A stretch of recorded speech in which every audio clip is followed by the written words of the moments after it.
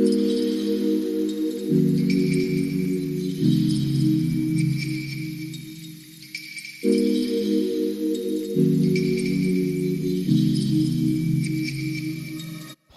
guys, welcome back to my channel. Welcome to another video.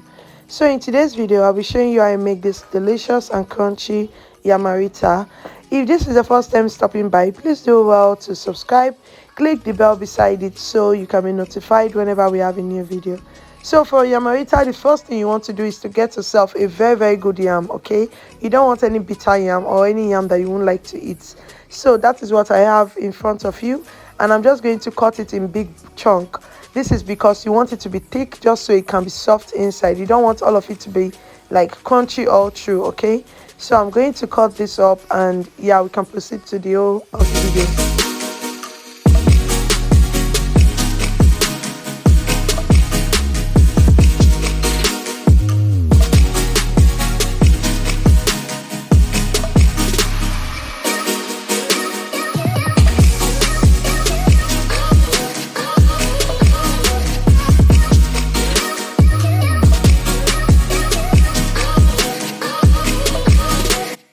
So guys, I've gone ahead to wash my yam several times because you can see there was sand all over it.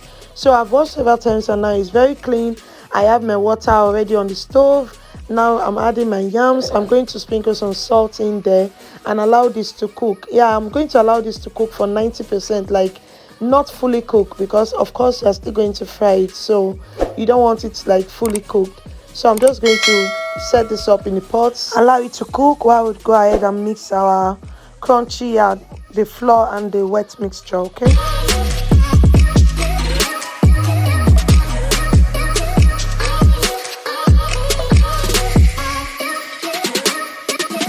so guys, let's mix our wet ingredients. It's just eggs. Okay, so for extra I'll be adding some scotch bonnet which I've blended, but normally you can just use only eggs for the wet ingredients. So I'm going to add my scotch bonnet now, and I'm just going to whisk this to get it all mixed. See, I'm adding scotch bonnet because I want it to be spicy. You can, it's absolutely optional. Okay,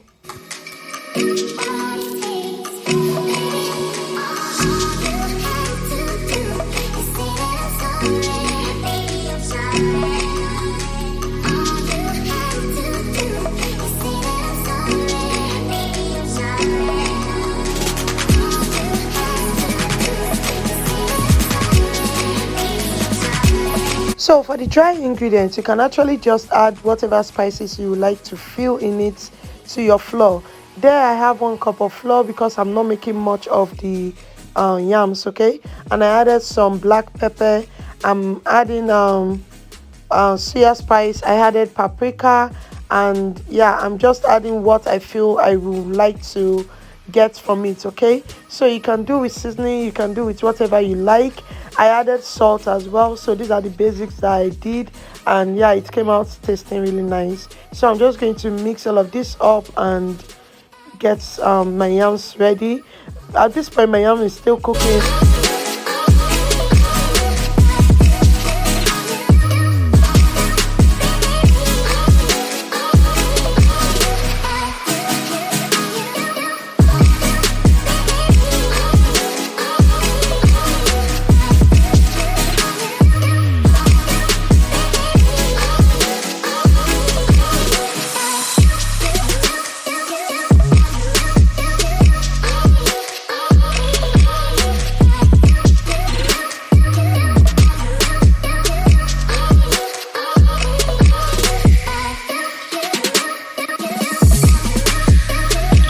Now my yam is ready. I've drained out the hot water. What I'm doing now, I'm just like adding cold water. You can place your yam in the refrigerator for some time, but I don't have, like, my fridge is not very cold to get this ready on time. So I just added some very cold water, and I'm going to allow this sit for 2 to 3 minutes, and I will sieve it out and yeah, get it done with. Okay, so the reason you want to go through this process is so your yam can stop cooking, and when you add it to your stuff it doesn't break, because if you handle your yams when it's hot, it can break. So you want to cool it down a bit before you proceed to the next step.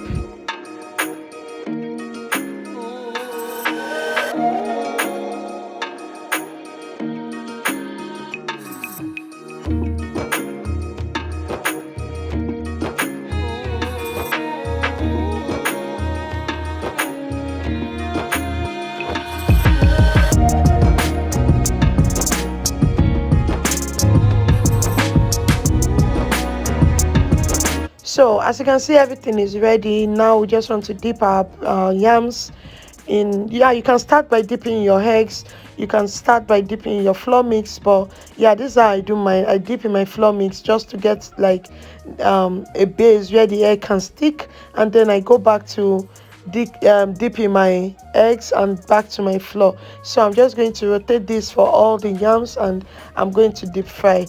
At this point, my oil is already preheated, because as soon as I finish dipping it in my flour, I'm going to place it in the hot oil, and it's going to fry, and you're going to see how crunchy this is at the end of the day.